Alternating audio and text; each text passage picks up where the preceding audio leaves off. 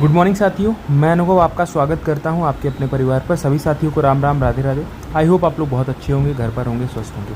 दोस्तों, कल मैंने यूपीपीएससी एई मेंस के लिए एक वीडियो बनाया था। ठीक है, डॉक्यूमेंट्स क्या क्या अपलोडेड होंगे, क्या क्या रिक्वायर्ड होंगे। ठीक है, उसके अंदर मैंने सारी चीज़ें वेल एक्सप्लेन प्रॉपर मैनर में कर दी थी, लेकिन फिर भी कुछ लोगों के डाउट आ रहे थे।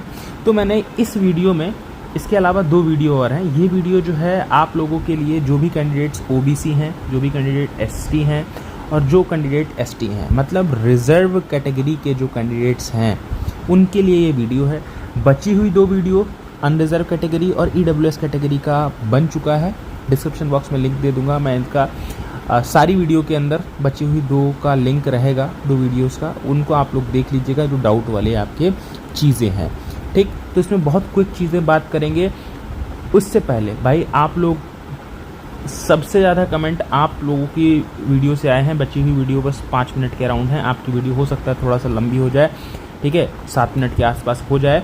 उसका रीज़न भी है, क्योंकि कुछ चीज़ें मुझे समझानी पड़ेंगी, तो फिर उसमें आप लोगों को थोड़ा सा समय लग जाएगा। ठीक, लेकिन एक चीज़ मैं आप लोगों से भाई विनम्र निवेदन करूंगा, अगर आपने वो 40-45 मिनट वाली वीडियो नहीं देखी है तो आप बिल्कुल उसको देख लीजिए, आपकी सारी चीज़ें क्लियर हो जाएंगी। ठीक है, अब यहाँ पर सुन लीजिए जैसे कि आपको क्या करना है। आपको सबसे पहले भाई मार्कशीट देनी है 10th की, 12th की, बीटेक की। यहाँ पर मैं किसी भी स्पेशल कैटेगरी की बात नहीं कर रहा हूँ, मैं सिर्फ एक नॉर्मल वे की बात कर रहा हूँ। ठीक है, कि भाई कोई डिप्लोमा किया है या फिर कोई एमटेक किया है, उनकी यहाँ पर चर्चा नहीं कर रहा हूँ, उनकी चर्चा पर चर्चा यहाँ पर नहीं कर रहा हूँ। ठीक है, यहाँ पर मतलब 10th, 12th, बीटेक, मतलब आपने 10th किया रखा है, आपने 12th का रखा है, आपने बीटेक का रखा है, वो यहाँ पर आप लोग क्या करोगे, वो यहाँ पर आप लोग अपने मार्कशीट को दोगे, अपनी जो सर्टिफिकेट था। अगर आपका मार्कशीट में ही सर्टिफिकेट है तब तो कोई इशू नहीं है, बाकी डिग्री आपको देनी है बीटेक की, अपलोड भी करनी है, भेजनी भी है। ठीक, अब कुछ लोग पूछेंगे सर मेरा डिप्लोमा है, बीटेक है, उस कमेंट करने से पहले इसीलिए बोल रहा हूँ कि 40 मिनट वाली वीडियो देख लो, सारी चीज़ें एक एक चीज़ वहाँ पर मैंने एक्सप्लेन कर रखी है। ठीक है, ऐसे घूमते रहोगे, परेशान रहोगे, वो एक वीडियो देख लो। ठीक है, और आपको चीज़ें समझ में आ जाएंगी। ठीक, आप लोगों के लिए सबसे इंपॉर्टेंट चीज़ क्या है भाई? Caste certificate. ठीक है, कास्ट सर्टिफिकेट भाई देखो, कास्ट सर्टिफिकेट ये है। अब यूपी का स्टेटस ये होता है, क्योंकि मैंने जैसे कल बताया था कि कल की वीडियो में, कि 3 साल बाद रिन्यू होता है आपका कास्ट का सर्टिफिकेट। ठीक है, ये चीज़ आपको भी पता होगी। ठीक है, अब यहाँ पर बहुत लोग नीचे इस वीडियो के कमेंट करने वाले हैं, सर ऐसा नहीं होता है। बेटा, आप जो है, आप लोक सेवा आयोग, उत्तर प्रदेश लोक सेवा आयोग को अपने जो है मानक नहीं मान पाओगे। आपको उसके मानक जो है, उसके स्टैंडर्ड्स जो हैं वो मानने पड़ेंगे। तो उत्तर प्रदेश लोक सेवा आयोग 3 साल मानता है, 3 साल यूपी में वैलिड होता है। ठीक, आप जाइए, 3 साल में बहुत सारी जो कास्ट हैं वो उनमें चेंजमेंट आपको देखने को मिलता है। ठीक है, ये यूपी गवर्नमेंट का खुद का एक वो है। ठीक है, कि हर 3 साल में रिव्यू होता है। इसीलिए आप सुनते होंगे कि कोई कैटेगरी जैसे किसी समय पर एससी कैटेगरी में आ रही है, उसको अपग्रेड करके ओबीसी कर दिया, या कोई ओबीसी में है। ठीक है, अब उनका उतना ज़रा जैसे कि उत्थान नहीं हो पाया है, वो नहीं उतना सोशल अडाप्ट हो पाए हैं, तो फिर भाई उनको एससी में कर दिया। तो ये सब चीज़ें यूपी में बहुत कॉमन है। तो लोक सेवा आयोग भी इन्हीं चीज़ों को मानता है। इस वजह से आपका 3 साल के अंदर का सर्टिफिकेट होना चाहिए। ठीक है, क्योंकि इस चीज़ पर बहुत ज़्यादा डाउट थे, इस चीज़ पर कुछ लोग आके कमेंट भी कर रहे थे, तो मैंने सोचा कि इस पर वीडियो बना देता हूँ, क्योंकि मेरे लिए बहुत हेक्टिक हो रहा था हर एक चीज़ को बार बार कमेंट के माध्यम से आपको एक्सप्लेन कर पाना। ठीक है, तो इस वजह से कास्ट सर्टिफिकेट आपका रिक्वायर्ड है, ज़रूरी है। अब इसमें 1-2 चीज़ें हैं। ठीक है, 1-2 चीज़ें आप लोग थोड़ा सा ध्यान समझिएगा, कि अब बहुत सारे लोग ऐसे होंगे कि मैं 3 साल वाली बात बोल रहा हूँ, तो कुछ लोग ऐसे होंगे कि प्रीलिम्स के समय पर जब प्री का फॉर्म भरा होगा ना, तब वो 3 साल का सर्टिफिकेट उनका वैलिड होगा। ठीक है, मतलब लेट सपोज, अगर एग्जांपल के तौर पे तुमने 1 जनवरी को फॉर्म भरा है और तुम्हारा सर्टिफिकेट लगभग वही आपके पास 1 जनवरी 2025 को तुमने फॉर्म फिल किया है, और तुम्हारा सर्टिफिकेट बना था 2 जनवरी 2022 को। ठीक है, तुम यहाँ पर वैलिड थे, तुम इस समय वैलिड थे। सर अभी वैलिड होंगे क्या? बिल्कुल होंगे। मतलब अगर तुम प्रीलिम्स के समय पर फॉर्म भरते समय तुम एलिजिबल हो किसी चीज़ में, तो आप बिल्कुल एलिजिबल होंगे। ठीक है, बिल्कुल एलिजिबिलिटी आप प्रूफ करेंगे, बिल्कुल आप एलिजिबल हैं। आप इसी डॉक्यूमेंट्स को अगर अपलोड कर देंगे, इसी डॉक को अपलोड कर देंगे, आपका फॉर्म रिजेक्ट नहीं होगा, आपका फॉर्म रिजेक्ट नहीं होगा। हाँ, ये हो सकता है कि जब आप इंटरव्यू के लिए आपको कॉल आए, तब जो भी आरओ एआरओ आपको अपॉइंट होंगे डीवी के लिए, वो आपसे कहेंगे कि आप हमको नया सर्टिफिकेट बनवा कर दे दीजिए। ठीक है। आप अगर पुराना लगाएंगे तो आपको नया मांग लिया जाएगा। अब भाई ये मत करना कि मैं कमेंट पढ़ रहा था सर मेरे पास 2012 का है, 2013 का है, तो ये मत करना, तो फिर तो कैंसिल होने के अलावा कोई चांस बचेगा नहीं, ठीक है। क्योंकि फिर वो आपका नाम लिस्ट में आएगा, फिर आप परेशान रहोगे पेपर से 15 दिन पहले।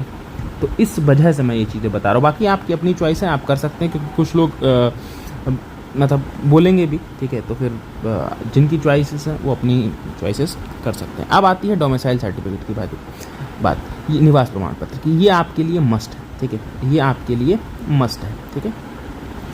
ये मस्ट है क्योंकि ये उसके लिए है, आप यूपी के निवासी हैं। ये भी हर 3 साल में रिन्यू होता है, ठीक है।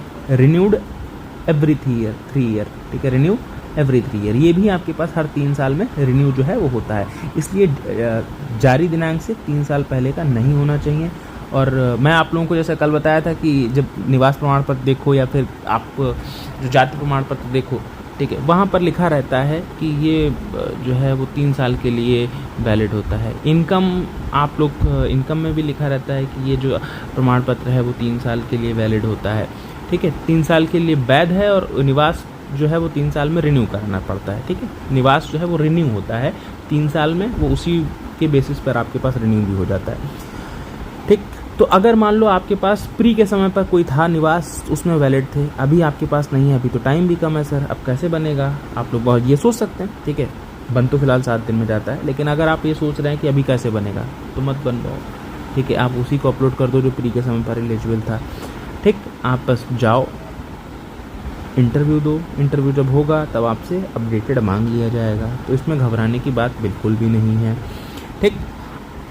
अब यहाँ पर जो है ये चीज़ आई थिंक ये कास्ट वाला और डोमिसाइल वाला इसलिए क्लियर हो गया क्योंकि लोक सेवा आयोग 3 साल पुराना जो है 3 साल के अंदर की ही चीज़ें मांगता है। इस वजह से मैं बता रहा हूँ। बोलो सर अभी तो पहली बार मेंस हो रहा है, तो मैं एक्सपीरियंस के बता रहा हूँ, पीसीएस के एक्सपीरियंस पे बता रहा हूँ, ठीक है।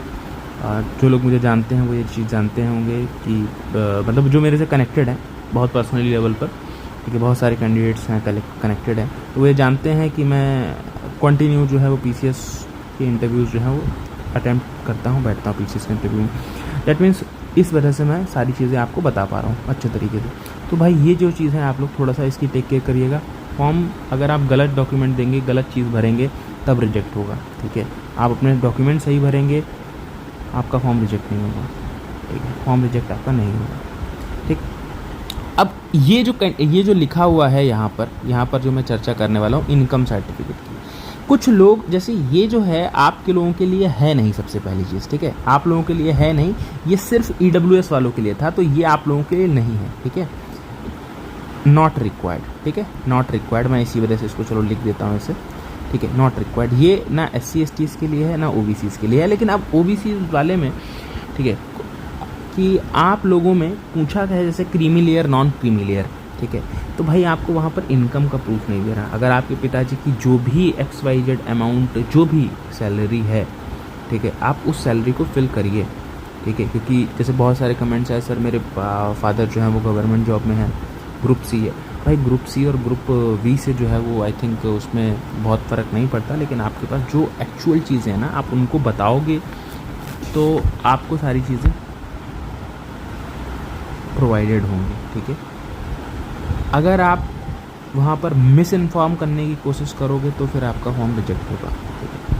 तो आपके लिए इनकम सर्टिफिकेट रिक्वायर्ड नहीं है, जितनी भी है जो भी चीज़ें हैं वो सही हैं, जो भी आपकी एक्चुअल चीज़ें हैं वो आप फिल करिएगा, फॉल्स चीज़ें मत फिल करिएगा, फॉर्म रिजेक्ट हो जाएगा, ठीक है, फॉर्म रिजेक्ट हो जाएगा। तो ये चीज़ भाई आप लोग ध्यान रखिएगा। इनकम सर्टिफिकेट आप लोग के लिए ज़रूरी नहीं है, तो जो भी आपकी फादर की सैलरी लेट सपोज 9 लाख है तो आप 9 लाख फिल कर दीजिए, आपको उसका प्रूफ नहीं देना कोई भी, ठीक है, आपको उसका प्रूफ नहीं देना। लेकिन अगर जितनी है उतनी तो आपको लिखनी पड़ेगी ना, तो ये थोड़ा सा ध्यान रखिएगा जो भी OBC कैंडिडेट्स हो, ठीक है। आई थिंक जो डॉक्यूमेंट्स रिलेटेड डाउट्स थे वो इसमें सब कवर हो गए हैं। बाकी अगर कोई अनरिजर्व है इस वीडियो को देख रहा है या EWS देख रहा है तो भाई आप लोगों के लिए सेपरेट वीडियो है, डिस्क्रिप्शन बॉक्स में लिंक है, आप लोग ज्वाइन कर सकते हैं, जाकर देख सकते हैं। और भाई जो भी साथी हैं चैनल को अगर आपने सब्सक्राइब नहीं किया है तो भाई चैनल को प्लीज़ सब्सक्राइब कर लीजिए, ठीक है, जितने भी दोस्त लोग हैं। अब आई थिंक ये सारे डाउट्स मैंने क्लियर कर दिए हैं, और कोई भी डाउट आप लोगों का रहता है फर्दर तो उसको मैं एंटरटेन कर लूँगा। बाकी देखो मैंने ये EWS वालों के लिए बनाया था, ये आपका जनरल वालों के लिए, और ये आपका OBC SC ST वालों के लिए। तो सारी चीज़ें यहाँ पर मैंने कवर कर दी हैं। अब आई थिंक इससे अलग कुछ भी मुझे बताने की आप लोगों को ज़रूरत नहीं है। अब जो भी इन चीज़ों से रिलेटेड डाउट होगा उसको थोड़ा सा एंटरटेन कर पाना मेरे लिए थोड़ा डिफ़िकल्ट रहेगा। इससे जो अलग डाउट है वो आप बिल्कुल करिए। इसका जो डाउट होगा मैं आपको वीडियो का रेफरेंस दे दूँगा, आप उस वीडियो को जाकर ज़रूर देख लें, ठीक है। चलिए, तो फ़िलहाल के लिए यहीं पर समाप्त करते हैं इस सेशन को। मुलाकात करेंगे आपसे फिर नेक्स्ट क्लास में। तब तक के लिए अपना ख्याल रखिए, अपने परिवार का ख्याल रखिए। Thank you so much. जय हिंद, जय भारत।